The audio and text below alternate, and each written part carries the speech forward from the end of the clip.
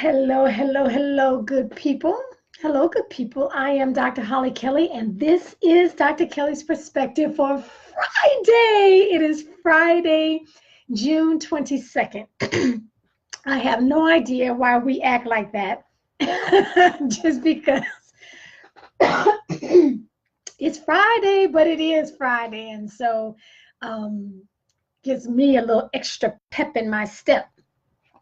I've entitled this perspective the Gratitude Challenge. And this is what I am challenging you. Hello, Windsor J and Amigo 1790. Thank you all who are joining me on both the Periscope and the Facebook Live platform. Well, hello, Miss Jean. It is so nice of you. Nice to see you live.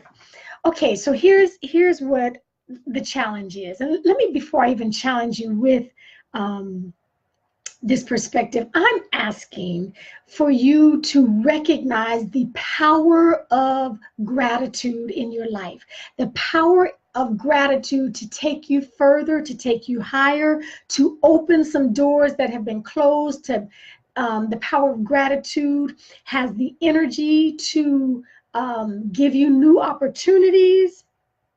Perhaps they were always there, but you never saw them. Gratitude can do that for you. Good morning, Bridget, and thank you already for sharing. So listen, this is going to be more of a challenge for those who typically are not conscious about being grateful, or for those who are just in their nature sort of negative Nancy or negative Nelson. You don't make a conscious habit of finding gratitude.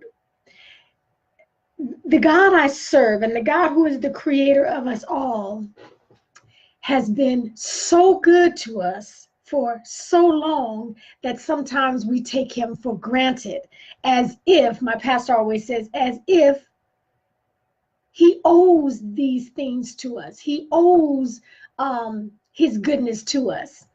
So here's the challenge. It opens doors. It really does, Jean, and you know that.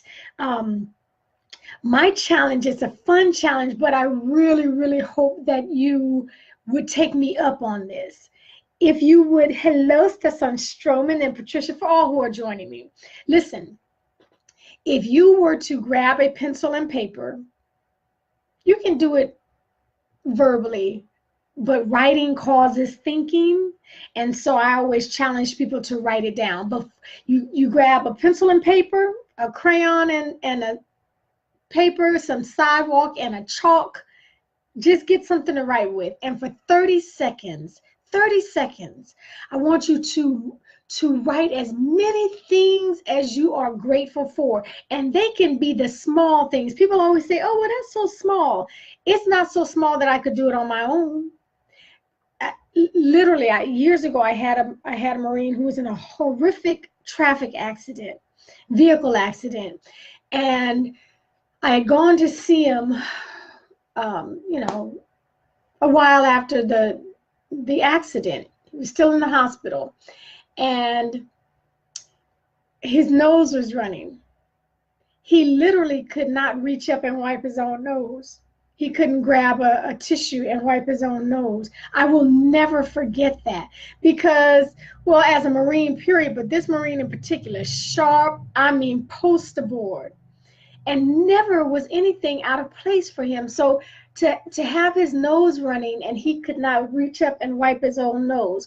So when I think about things that I'm grateful for, it's those little things. I don't count them as little, because if I were in a certain situation and couldn't reach up and do that little thing, it's not that little if I can't do it for myself.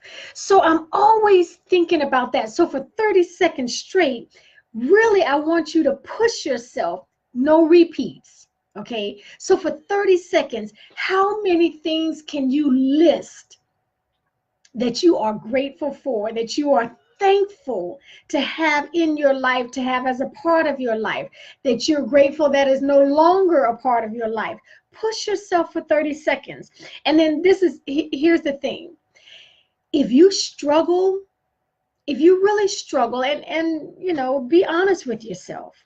If you struggle to list things for 30 seconds, I submit to you that you need to spend more time looking for things to be grateful for, searching for things that you are thankful to God for. If you have a struggle with just 30 seconds, okay, because again, we are building our muscles, we're building our gratitude muscles, and it's easier for some who are naturally grateful or just thankful, or they grew up where they were, there was a mandate to say thank you for even the simplest things. So they have more of an insight into doing that.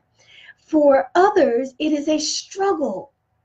And that is where I'm pushing you. That is my challenge to you. I'm telling you, your life will change when you get into the habit of being grateful for things, when you get into the habit of searching out things to be grateful for. So the 30-second gratitude challenge is what I'm asking you to do for yourself. I'm asking it for you, but I promise you, hey, Pat, I promise you, and Tammy, things will begin to change if you become a habitual praiser, if you become a habitual person of gratitude. Okay, the other part of the challenge is this: for you to go back into a situation, a scenario, a circumstance in your life that you really that it was hard, that it was difficult, that it was very, very uncomfortable place for you to be, and find something good that came out of it. Yes, I'm talking about not anything lightweight. Oh my goodness, I wore my brand new pair of pumps out and they got stuck in the grating on the ground and it ruined my shoes. That's lightweight. That's lightweight. Find something, a scenario, a situation in your life that was difficult, that perhaps you are actively currently still in it, and be on the lookout. Put out an APB, like a BOLO alert. Be on the lookout for something that you can count for gratitude. Yesterday, I am a commuter for the most part. And typically it's an hour. Now for people who do not drive, that's like, oh my God, an hour. Yes, an hour each way. I don't even blink at an hour. That's nothing. Well, yesterday there was a horrific traffic accident involving apparently a big rig. Now this happened early afternoon, like 1-ish my time, maybe 1:30, somewhere around there. It took me 4 hours to get home. Instead of a 1-hour commute, it was 4 hours. And I'm telling you this because you can find, if you are conscious, if you are aware, if you are on the lookout. So I'm driving and now this is a strength that I have. I am a grateful person. I don't have to find and dig for something to be thankful about. Four, can you count that? 1, 2, 3, 4. 1, 2, 3, 4. Ichi, ni, son, tres. I don't know what the 4 is. Count to 4 in any language you speak. 4 hours. And I found myself just being irritated and frustrated.